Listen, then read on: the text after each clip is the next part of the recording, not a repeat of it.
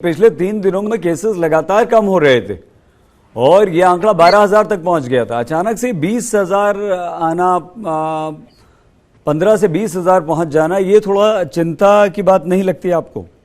बिल्कुल चिंता की बात रखते हैं। 20,000 बढ़ गए और 40 डेथ भी हुई है और सिग्निफिकेंट राइज है।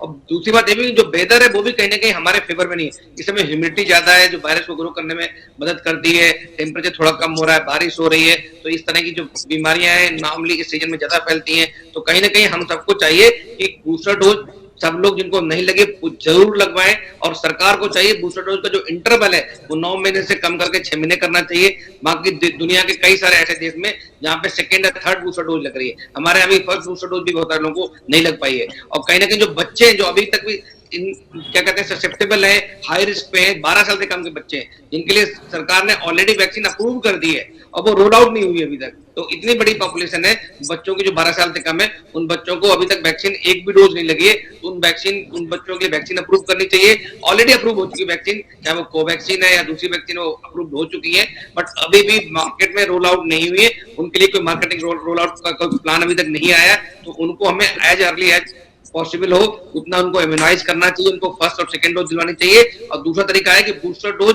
जो लोग भी एलिजिबल हैं उन सबको बूस्टर डोज तुरंत लगवानी चाहिए। तो सरकार ने फ्री कर दी है, उसका तुरंत सब लोग फायदा उठाएं। आज नियरेस्ट जो भी आपका वैक्सीनेशन सेंटर वहां जाके लगवाएं।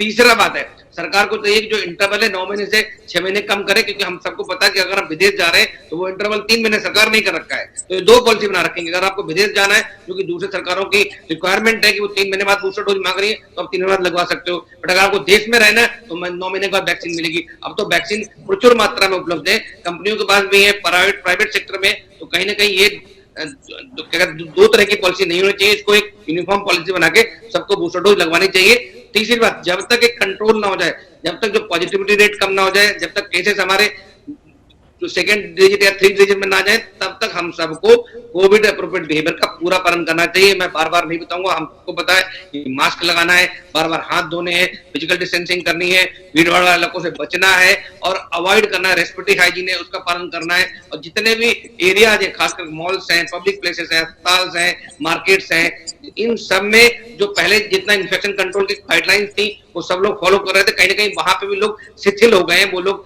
पूर्ण रूप से उनको पालन नहीं कर रहे हैं। तो वहां पे भी इन्फेक्शन कंट्रोल के जो प्रोटोकॉल्स हैं उनका पूर्ण रूप से पालन होना चाहिए।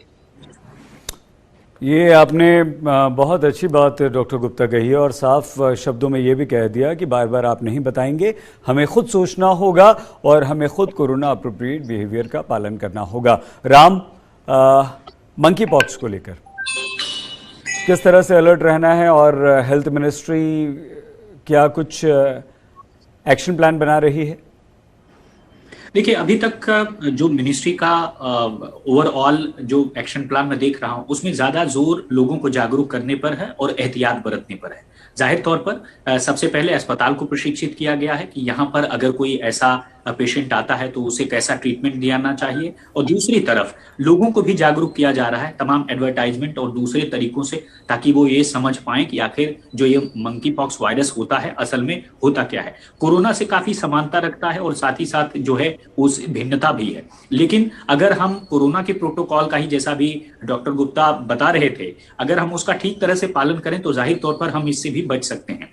चूंकि अभी कोई ऐसा पेशेंट सिर्फ केरला में 1-2 पेशेंट रिपोर्ट हुए हैं और अभी कहें कि पॉपुलेशन में ये नहीं फैला है, लिहाजा अभी वो ऐसी चिंताजनक स्थिति नहीं है। ऐसे में सरकार पूरी जो स्थिति है उस पर नजर बनाए हुए है और साथ ही साथ जो वायरोलॉजिस्ट हैं उनके भी संपर्क में है कि आखिर आने वाले दिनों में अगर ये मंकी पॉक्स का वायरस कोरोना वायरस की तरह अपना रूप बदलता है या फिर इसका कोई नया स्ट्रेन आता है तो किस तरह से वो चीजें आगे हमें बढ़नी चाहिए। तो जाहिर तौर पर ये देखा जा रहा है कि अभी कैसा है या कितनी पॉपुलेशन में इसका इन्फेक्शन है। दूसरी तरफ जैसे हमने देखा BA.5 और 0.4 का जो नया स्ट्रेन ओमिक्रॉन का आया, उससे लेकर के अलग अलग राज्यों में जो स्थिति है वो बढ़ी है। तो ऐसे में नजर साफ तौर पर मंकी पॉक्स वायरस को भी लेकर की है, क्योंकि कहीं ऐसा ना हो कि दोनों को मिला जुला समझ करके कोई किसी को मंकी पॉक्स है और वो समझ रहा है उसे कोरोना है, या इसका उल्टा भी कर दें और ऐसा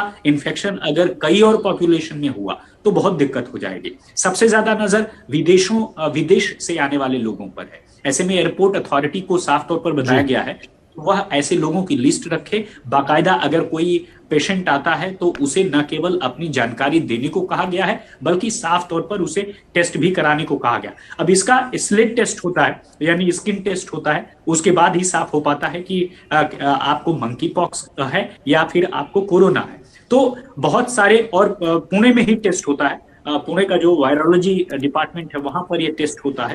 तो साफ तौर पर चीजें अलग अलग बहुत हैं लेकिन काफी समानता है। तो कहीं ऐसा न हो जाए कि हम समझ रहे हैं कोरोना और हो गया है मंकी पॉक्स का वायरस, लेकिन सरकार बिल्कुल सतर्क और सजग है। यही वजह है कि जो ट्रेसिंग पर काफी ज्यादा ध्यान दिया रहा है कि अगर कोई सबसे पहले आए तो सबसे पहले उसको आइडेंटिफाई किया जाए और उसके बाद अगर वो किसी और से मिलता है इस देश में आकर के तो उसे बाकायदा टेस्ट किया, ट्रेस किया जाए और उसके साथ आने वाले लोगों को टेस्ट किया जाए।